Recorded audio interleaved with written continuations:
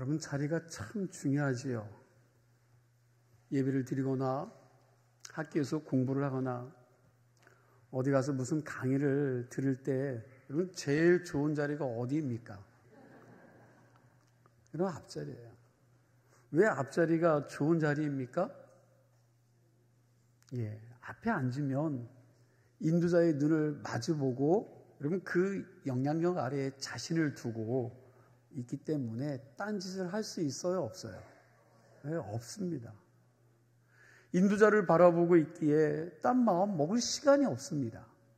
그래서 예배 시간에 앞자리에 앉는다는 것은 은혜의 자리를 선정했다는 것이죠. 마찬가지로 우리가 인생 살아가면서 내 삶의 자리를 어디에 두어야 하는가? 여러분, 내 삶의 자리를 어디에 두어야 할까요? 내 인생의 중심을 무엇으로 삼고 살아가느냐에 대한 문제는 참 중요합니다. 우리 인생의 자리를, 우리 인생의 중심을 어디에 두어야 합니까? 어디에 두어야 돼요? 빛 대신 하나님 앞에 두어야 한다고 말씀을 드렸습니다. 이 말은 하나님이 함께 하시는 밝은 자리로 나아가라는 것입니다. 하나님의 임재가 있는 자리, 무슨 자리예요? 예배의 자리, 기도의 자리, 말씀을 묵상하는 자리, 하나님과의 삶이 여러분 사귐이 있는 자리로 나아가야 합니다.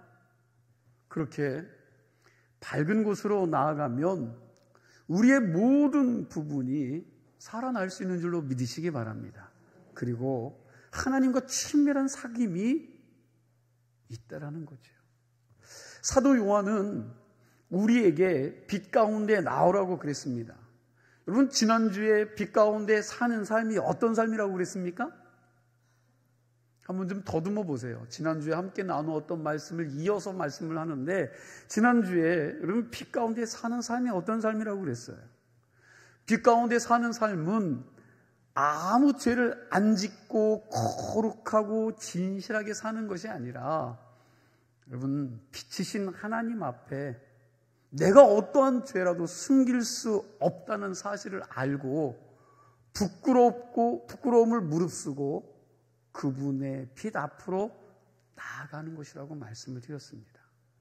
그렇게 하나님 빛 앞에 나아가 나의 드러내고 싶지 않은 허물과 죄를 철저하게 고백하면서 하나님 앞에 깨끗이 살고자 노력하는 신앙이라고 그랬습니다.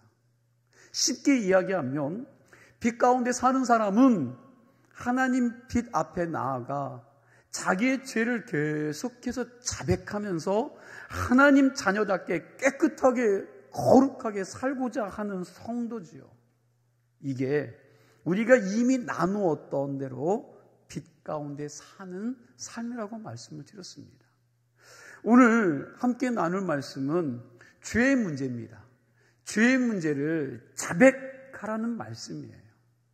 빛 가운데에서 사는 사람은 자기의 죄를 자백하면서 살아가는 사람입니다. 여러분, 우리가 인생 살아가면서 아주 무력하고 자신감을 잃고 힘을 잃을 때가 언제예요? 그럼 다시 질문합니다. 우리 인생을 살아가면서 아주 무력하고 자신감을 잃고 힘을 잃을 때가 언제입니까? 한번 생각해 보세요. 언제예요? 그렇죠. 죄를 지었을 때. 여러분, 죄를 지었을 때입니다. 사람이 죄의 함정에 빠지면 영원히 무력해질 수밖에 없습니다. 그렇게 잘 나가던 사람이 죄의 문제에 한번 턱하니 걸리면 여러분 그냥 거기서 무너져 버려요. 이 죄의 문제 앞에서 이 죄 문제에 걸려버리면 여러분 무너지게 돼 있다는 거예요. 우리가 죄를 가까이 하고 싶지 않지만 여러분 살다 보면 본의 아니게 죄를 범하는 경우가 있지요. 우리가 죄로 인하여 무력하게 살 때 그럼 그 문제를 어떻게 해결해야 합니까? 이 죄의 문제를 어떻게 해결해야 돼요? 이 정도쯤이야. 이 정도 죄는 지을 수 있지. 그렇게 말합니까? 아니면 형식적으로라도 하나님 앞에 그 문제를 가지고 하나님 잘못했습니다 하고 회개하십니까? 아니면 정말 깨어진 마음으로 간절히 하나님의 용서를 바라고 눈물 뿌려 기도하면서 하나님의 용서를 그리고 그 은혜를 구하며 그로부터 새 힘을 얻고 있습니까? 이 세 가지 중 어떤 형태로 이 죄의 문제를 처리하고 있느냐는 거예요. 여러분 어떻게 처리하고 계십니까? 한번 여러분들의 신앙을 좀 돌아보세요. 우리 크리스찬들이 인생 살아가면서 무슨 죄를 그렇게 크게 짓겠느냐 하는 분들도 있을지 모릅니다. 크리스찬들이 그래도 믿지 않는 사람보다 그들에 비해서 비교적 죄를 많이 안 짓고 살지 않겠느냐 하는 분들도 있을지 모릅니다. 그러나 우리도 믿지 않는 사람들이 범한 죄를 똑같이 져야 안 져요? 네, 똑같은 죄를 범하기도 합니다. 그리고 한 걸음 더 나아가 우리 크리스찬들은 믿지 않는 사람들이 모르는 아주 예민한 영적인 부분에서 더 큰 죄를 짓는 경우가 있다라는 거예요. 이 부분은 우리 예수 믿는 사람만 아는 죄입니다. 이걸 요한 1서의 표현을 빌려서 말하자면 이러한 죄 중에 하나가 하나님께서 나에게 붙여주신 사람을 여러분 성도된 우리가 사랑하지 못하는 죄가 여러분과 제 안에 있다는 거예요.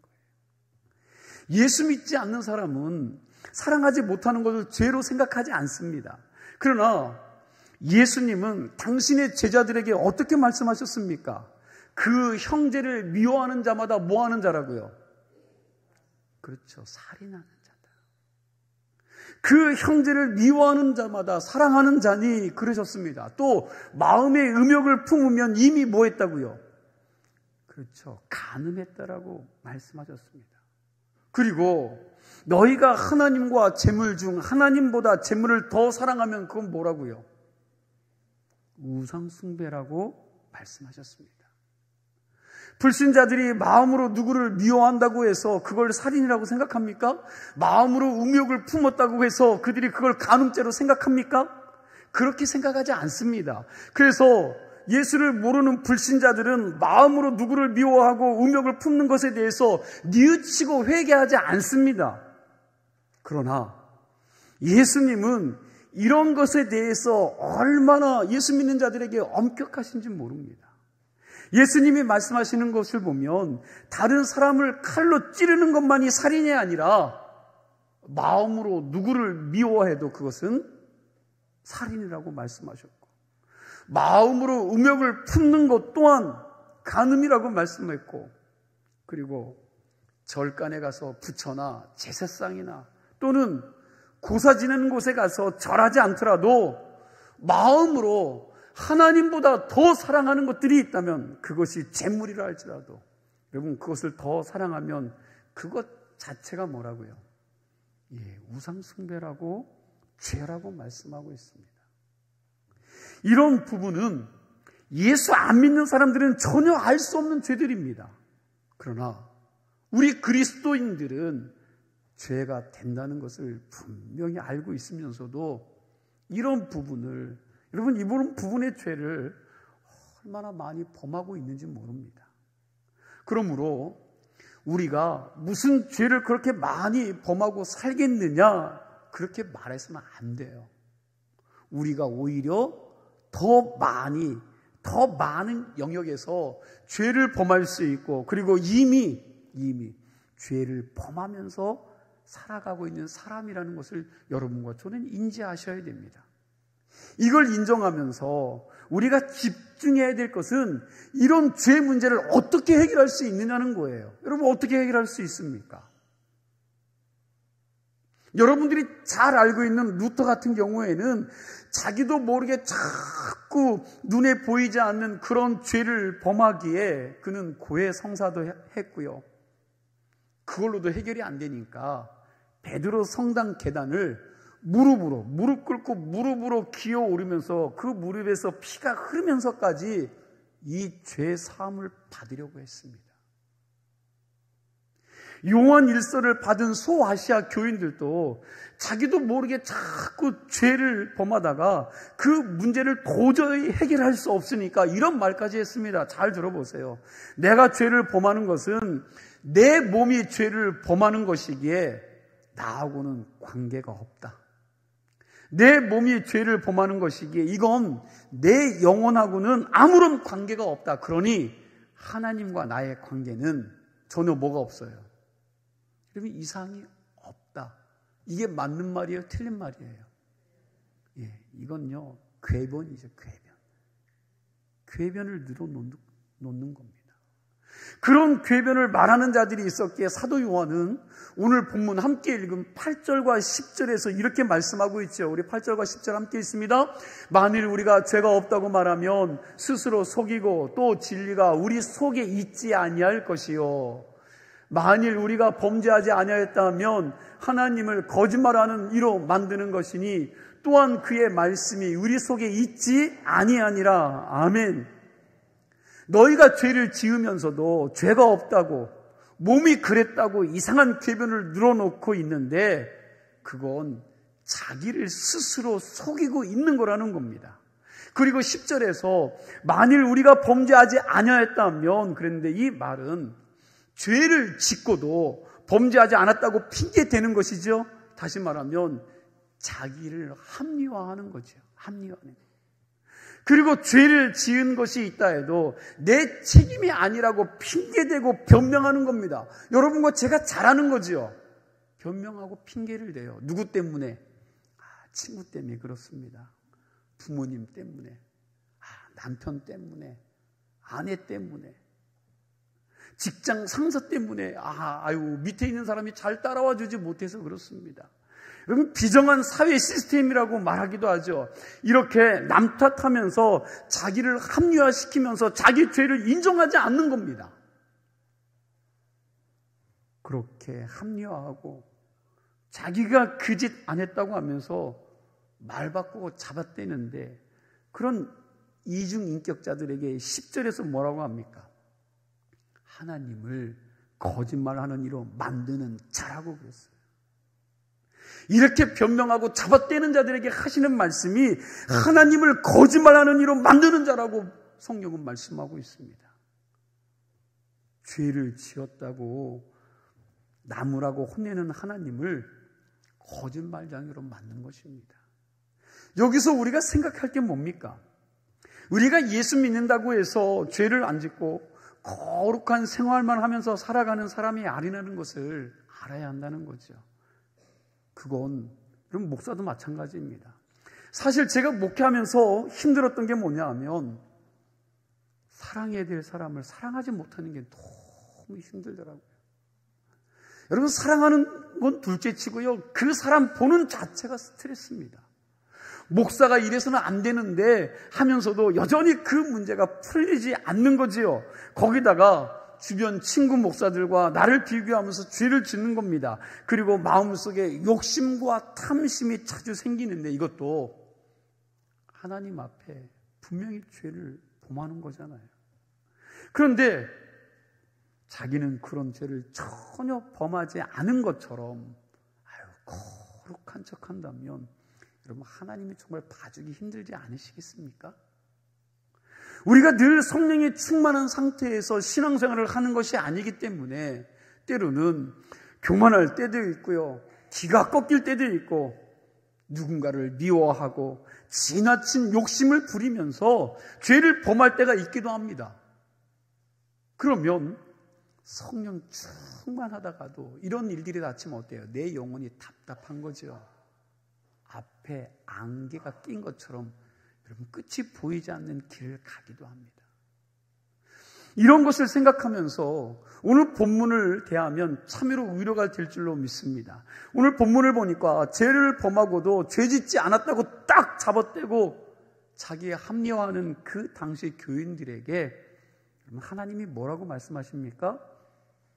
여러분, 2장 1절에 보니까 첫 마디가 뭐예요? 2장 1절에 보면 첫 마디가 나의 자녀들아, 나의 자녀들아. 나의 자녀들이라고 말씀하고 있죠. 이 말씀은 부모가 자식을 바라보면서 사랑을 듬뿍 담아서 내 사랑하는 새끼들아, 이번에 할머니 할아버지 만났을 때 그런 말 하지 않습니까? 충청도에서는 그렇게 아유 우리 강아지 새끼들 왔다고. 여러분 그런 거죠. 그런 마음이에요. 그런 마음. 하나님은 죄를 범한 사람들을 사랑으로 품어주면서 나의 자녀들아 그러시는데 이 말씀이 우리에게 너무너무 위로가 됩니다. 우리 역시 초대교회 교인들처럼 똑같은 죄를 자주 범하면서도 쉽게 자기 합리화를 하고 변명하지 않습니까? 그걸 다른 사람은 모르지만 누구나 아세요. 하나님 아버지는 아시지 않습니까? 그럼에도 불구하고 하나님은 뭐라고 표현한다고요? 내 자녀들아, 내 새끼들아. 여러분 그렇게 불러주신다는 것입니다. 하나님이 우리를 왜 그렇게 불러주실까요? 그 이유가 있습니다. 하나님이 우리를 그렇게 따뜻하게 불러주시는 것은 하나님의 약속 때문입니다. 우리가 죄를 범하고 자백하기만 하면 얼마든지 용서해 주신다는 하나님의 약속 때문이요. 9절 말씀 우리 함께 보겠습니다. 오늘 본문 9절 말씀입니다. 함께 있습니다. 만일 우리가 우리의 죄를 자백하면 그는 미쁘시고 의로우사 우리의 죄를 사하시며 우리를 모든 불의에서 깨끗하게 하실 것이요. 아멘. 이 말은 죄를 범하고 자기가 저지른 죄에 대해서 정직하게 인정하고 자백하면 뭐 해주신다는 거예요? 용서해 주신다는 것입니다. 자백은 내가 잘못했다고 고백하고 그냥 넘어가는 게 아닙니다. 물론 그것도 자백이지만 여기서 한 걸음 더 나아가 구체적으로 내가 뭘 잘못했는지 직구하는 거지요. 그러니까 식관적으로 하나님 나는 죄인입니다 하는 것이 자백이 아니고 구체적으로 하나님 나는 아무개를 정말 미워했고 하나님 그 사람 보는 것조차도 싫고 내가 그 사람을 보면 힘이 듭니다. 누구를 보면서 하나님 제 마음에 음욕을 품었습니다. 그러니 이 마음을 용서하여 주시오. 여러분 이렇게 솔직하게 하나님 앞에 직고하는 게 자백이요. 자백. 그냥 여러분 핑계대고 끝나는 게 아닙니다. 자백이라는 말이 헬라어로 호몰로게오라는 그런 단어인데 호몰이라는 말은 같다는 뜻이에요. 같다. 로게오는 말하다라는 뜻입니다. 여러분 이걸 합치면 어떻게 해요? 그럼 자백이라는 말은 같은 말을 하다입니다. 같은 말을 하다. 상대방하고 똑같은 말을 해서 같이 동의하고 인정한다는 뜻입니다. 그러니까 우리가 하나님 앞에 자백한다는 말은 하나님이 알지 못하는 나의 숨겨진 죄에 대해서 나 혼자 말하고 보고하는 것이 아닙니다. 하나님은 내가 지은 죄를 이미 알고 계세요? 모르고 계세요? 알고 계시는 분입니다. 그럼에도 불구하고 하나님이 원하시는 것은 내게 와서 네 입으로 자백하고 그 죄에 대해서 동의하라는 겁니다. 하나님은 그걸 기다리고 계십니다. 그러므로 내 입으로 나의 잘못을 직고하고 그리고 내가 이 죄로 인해 하나님의 마음을 아프게 했는데 하나님 정말 죄송합니다. 나도 나의 이 죄로 인해서 마음이 정말 아픕니다. 그렇게 하나님과 같은 마음을 품고 하나님 앞에 나아가 아픈 마음을 고백하는 게 자백이라는 거예요. 그 마음을 가지고 하나님 다음부터는 다시 이와 같은 똑같은 죄를 짓지 않도록 몸부림치겠습니다. 노력하겠습니다. 여러분 그렇게 고백하는 게 자백입니다. 이렇게 자백하면 우리의 죄를 뭐 해주신다고요? 사하여 주신다고 했습니다. 9절 말씀을 보니까 만일 우리가 우리의 죄를 자백하면 이라고 했는데 여기 9절에서 말하는 만일, 이 만이라는 말은 몇 번의 만일을 말하고 있는 걸까요? 즉 하나님이 몇 번이나 우리의 죄를 용서해 주신다는 걸까요? 여기서 만일은 그럼 제한이 없는 수예요. 제한이 없다는 거예요. 100번이고 1000번이고 죄를 고백하기만 하면 용서해 주신다는 말씀입니다. 어떤 사람이 100번 1000번의 용서를 구한다면 사람들이 무슨 죄를 그렇게 많이 졌느냐 하는 분들도 계실지 모르는데 우리가 100번이고 1000번이고 똑같은 죄를 범할 수 있다는 것을 알아야 합니다. 사랑해야 될 사람을 사랑하지 못하는 것이 죄라고 했는데, 여러분은 사랑해야 될 사람을 사랑하지 못하는 것에 대해서 죄책감을 느껴본 적이 몇 번이나 있으십니까? 네. 여러분, 전혀 없다고는 대답하기 어려울 거예요. 왜요? 같이 사는 사람이 왼수일 때가 많거든요. 그렇죠? 여러분, 다른 사람이 아니야. 다른 사람. 같이 사는 사람들. 여러분, 사랑하라는데 왜 이리 밉고 얄밉고 힘든지. 여러분, 하루도 수없이 미워했다가 사랑했다가, 여러분, 그런 마음이 우리 안에 있잖아요. 앞에서도 말씀드렸듯이 저도 이 부분에 있어서는요, 여전히 자신이 없어요. 못마땅한 사람은 50년이 지나도 여전히 못마땅하더라고요. 여러분, 그러니까 50년 동안 뭐예요? 같은 죄를 반복해서 지은 겁니다. 선인 줄 알고도 행하지 아니하면, 여러분, 죄라고 말씀하셨는데, 마땅히 해야 할 것을 내일로 미루면서 어쩌면 오늘도 똑같은 죄를 수십 번, 수백 번 짓고 살았는지도 모릅니다. 목사가 되어 20년 넘게 목회를 했어도 저는 아직도 완벽하게 변화되지 못한 성정 때문에 쉽게 넘어지고 또 실수를 합니다. 똑같은 잘못을 수를 세어보지 않아서 모르지만 수천 번도 넘었을지도 모릅니다. 그럼에도 불구하고 제가 뻔뻔하게 설교하고 목회를 할 수 있는 것은 바로 오늘 이 말씀 때문입니다. 하나님의 제한 없는 용서를 믿기 때문입니다. 내가 나의 죄를 자백하고 직고하기만 하면 용서해 주시는 하나님이라는 사실을 믿기 때문에 죄송합니다, 여전히 뻔뻔하게 설교하면서 주신 사명을 감당하고 있다는 것입니다. 그래서 저는 하나님이 우리가 죄를 고백하기만 하면 죄의 숫자를 제한하지 않으시고 용서해 주신다는 이 말씀이 얼마나 위로가 되고 감사한지 모릅니다. 저와 여러분이 죄를 짓고 하나님께 와서 정직하게 자백하기만 하면 용서해 주신다는 이 말씀을 신뢰하고, 너무 미안해서 못 나갑니다. 여러분, 이런 소리 하지 마시고 죄를 범했을 때마다 얼마든지 내게 오라는 이 말씀을 붙잡고 하나님 앞에 나아가는 용기 있는, 또 은혜가 있는 성도들이 되시기를 축원합니다. 여러분, 하나님 아니면 도대체 어디 가서 이 죄의 문제를 해결받을 수 있겠습니까? 세상 검사들은 죄 지은 사람에게 어떻게 하든지 증거를 만들기 위해서 자백을 받아내려고 하죠. 그래서 이 사람들이 말합니다. 당신이 당신의 죄를 정직하게 자백만 하면 우리가 좀 형량을 줄여볼게요. 여러분, 그렇게 이야기하잖아요. 그런데 진짜 죄를 용서해주기 위해서 자백하라는 게 아니지 않습니까? 그죠?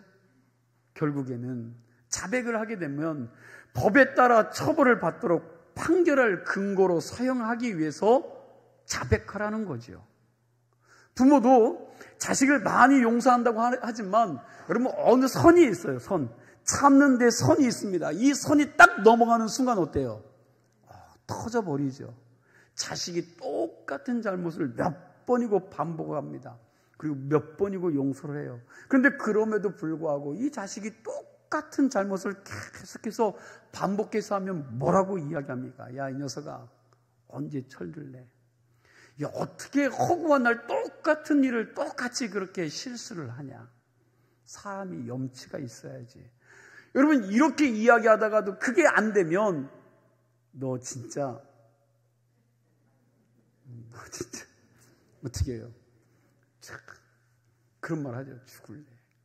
너 맞는다. 여러분, 그러잖아요. 왜 안 해보신 것처럼, 저만 하는 것처럼. 여러분, 그렇죠. 그러나 하나님은 절대로 그러는 분이 아니십니다. 우리의 죄를 자백하기만 하면 우리를 모든 불의에서 어떻게 해주신다고요? 깨끗하게 해주신다는 거예요. 여러분, 하나님이 내가 자백하기만 하면 내가 지은 모든 죄를 용서한다는 사실을 믿으십니까? 그렇다면 좀 제발 하나님 앞에 털어놓으세요. 그냥 숨겨서는 안 됩니다. 나의 허물과 이 죄를 마음속에 꿍쳐놓고 살아가봐야 내 마음만 늘 찜찜할 수밖에 없습니다. 무겁기만 하죠. 바라기는 저와 여러분이 잘못을 범할 때마다 빛이신 하나님 앞에 나아가 우리의 모든 허물과 죄를 드러내고 자백하며 여러분 투명하게 살아갈 수 있는 은혜가 있기를 축원합니다. 죄 사함에 대해서 우리가 생각할 것이 또 하나 있습니다. 우리가 죄를 짓고 하나님 앞에 나아가서 자백하면 뭐 해준다고요? 용서해 주신다는 이 말씀이 분명히 우리에게 위로가 됩니다. 이 말씀 들으면 우리가 좋기는 한데 여러분 이 말씀을 오해해서는 안 돼요. 어떤 오해를 하느냐 하면 오늘 이 말씀을 딱 첫 번째 이야기만 듣고 나가면 우리 목사님의 설교를 들어보니까 몇백 번 죄를 지어도 하나님 앞에 나가기만 하면 자백하기만 하면 용서해 주신다고 하니 이제 마음 편하다. 불편할 게 하나도 없다. 내가 습관적으로 범하는 죄가 있는데 100번, 1000번 회개하면 용서해 주신다고 하니까 내가 이제 이 문제로 인해서 더 이상 마음 고생할 필요가 없다. 이렇게 충분히 오해할 소지가 있습니다. 그죠? 그런 마음이 아마 가지신 분이 있을지도 몰라요. 여러분, 예수님이 우리에게 주신 복음의 진리는 너무나도 깊고 넓어서 우리의 논리로, 우리의 지성으로 이해하기가 쉽지 않습니다. 그래서 복음을 오해할 때도 있습니다. 그렇게 오해하다 보면 계속 용서해 주시는 하나님의 사랑 때문에 어떤 사람은 상습적인 회개꾼이 될 수 있습니다. 그러다 보면 여러분 죄에 대해서 가볍게 생각할 수도 있습니다. 어떤 사람이 예수 믿는 사람을 이렇게 여러분 비난했어요. 잘 들어보세요. 예수 믿는 사람들 참 재미있는 사람들이다. 그 사람들을 보니까 월요일부터 토요일까지 한 일을 세상에서 한 일을 주일에 교회에 가서 회개하고는 월요일부터 또다시 그 일을 반복하며 살고 있지 않는가. 예수 믿지 않는 사람이 예수 믿는 사람 보고 한 얘기예요. 우리가 이런 소리를 들으면 뭔가 마음에 찔리는 게 있어야 하지 않습니까? 이 말은 월요일부터 토요일까지 죄를 범하고 주일날 교회 가서 뭐 하는 거예요? 회개하는 거죠. 열심히 눈물 짜고 콧물 짜고 회개합니다. 그리고 다시 또 월요일에 가서 뭐 하는 거예요? 그 죄 똑같이 하는 거, 그 죄를 똑같이 짓는데 이것은 예수 믿는 사람들이 회개를 이용해서 자기 자신을 합리화하면서 산다는 비난이죠. 무슨 말입니까?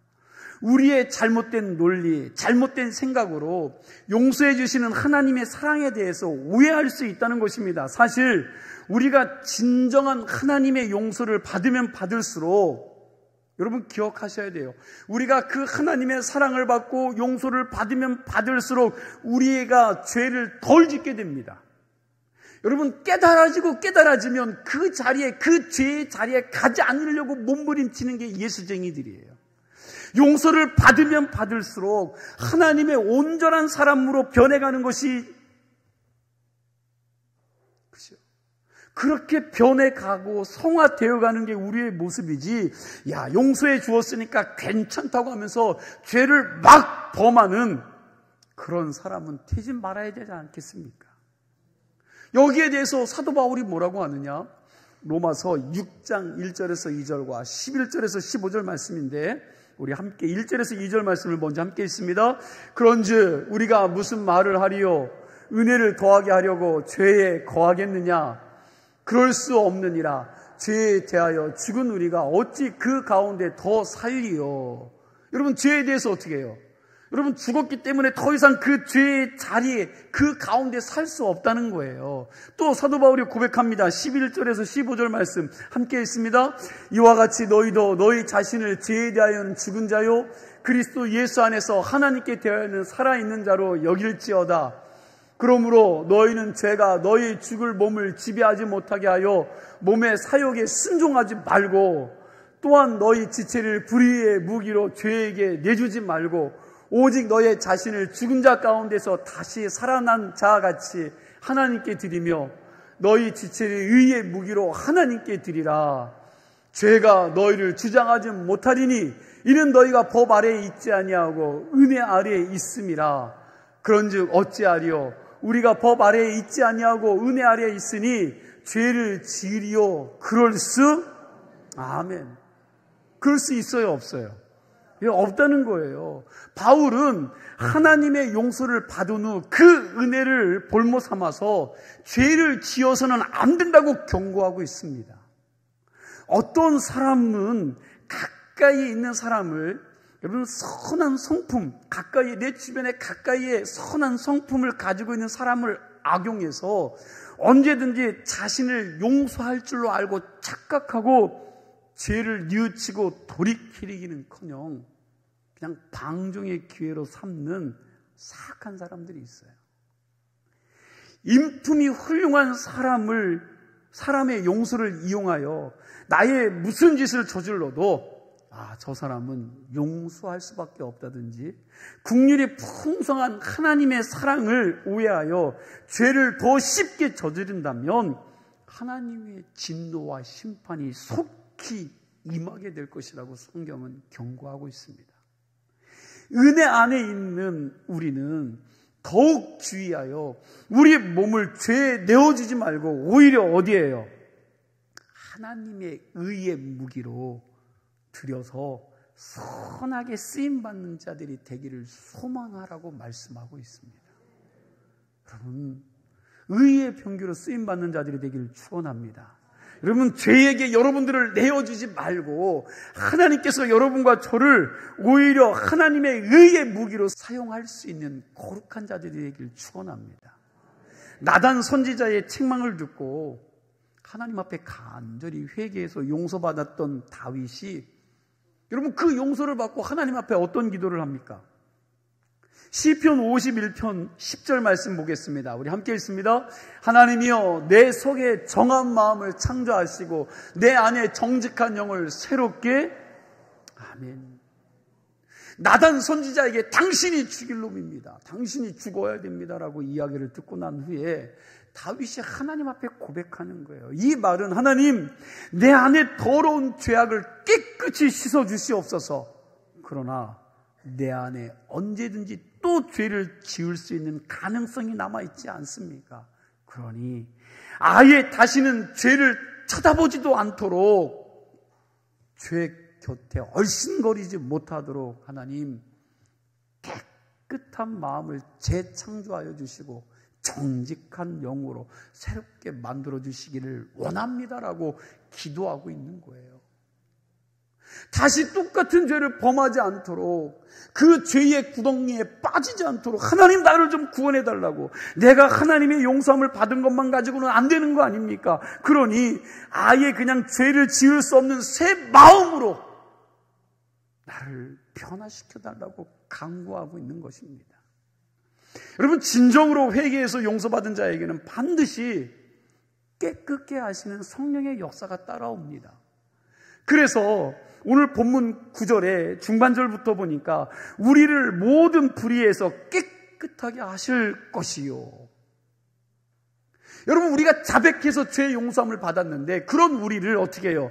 모든 불의에서 깨끗하게 하실 것이요. 이게 무슨 말입니까? 하나님은 우리가 죄를 자백하면 우리의 죄를 용서하실 뿐만 아니라 죄 때문에 더러워진 우리의 마음까지도 깨끗하게 해주시는 일을 하시는 분이라는 거예요. 이게 성령이 새롭게 하시는, 여러분, 창조 작업입니다. 더러워진 옷만 벗겨주시는 것이 아니라 목욕도 시켜주시고, 그리고 깨끗해진 그 몸에다가 새 옷을, 아주 깨끗한 새 옷을 완전히 갈아 입혀주신다는 거예요. 이게 모든 불의에서 깨끗게 해준다는 말씀인 줄로 믿으시기 바랍니다. 저는 저와 여러분들이 날마다 하나님 빛 앞에서 그렇게 거룩한 하나님의 사람으로 변화되었으면 합니다. 혹시 우리 가운데 피 흘리기까지 죄와 더불어 처절하게 싸우다가 나의 이 연약함 때문에 넘어진 자가 있습니까? 아니면 오늘도 죄를 이기고 싶지만 본의 아니게 습관의 노예가 되어 죄를 이기지 못하고 또 넘어진 자가 있습니까? 만약 그렇다 할지라도 염치 불구하고 하나님의 십자가를 붙들고 기도하시기를 부탁드립니다. 하나님께서 그런 사람을 나의 사랑하는 자녀야라고 품어주시고 용서하시고 깨끗게 해주신다는 거예요.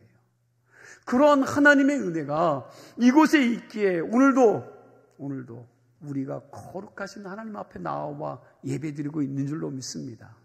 그러나 한 번 더 주의할 것은 모든 죄에서 우리를 깨끗게 해주시는 하나님의 사죄의 은총과 용서를 악용해서 얼마든지 죄를 지어도 괜찮다는 오해는 하지 마시기 바랍니다. 너무나도 쉽게 죄가 내 몸을 지배하도록 기꺼이 내어주면서 용서하시는 하나님의 은혜를 헛되게 만드는 그 사람에게는 하나님의 은혜가 아닌 하나님의 진노의 매가 임할 것이라고 성경은 말해요.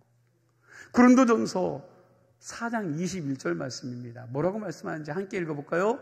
너희가 무엇을 원하느냐? 내가 매를 가지고 너에게 나아가랴. 사랑과 온유한 마음으로 나아가랴.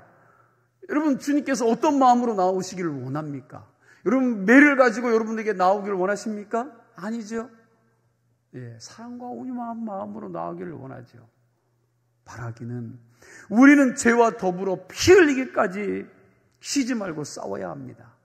그러다가도 또 실패하고 넘어질 때 자백하기만 하면 다시 용서하시고 모든 불의에서 깨끗게 해주시는 하나님을 믿고 이 은혜 앞에 다시 나아가는 거룩한 하나님의 자녀들이 다 되시기를 축원합니다. 기도합니다.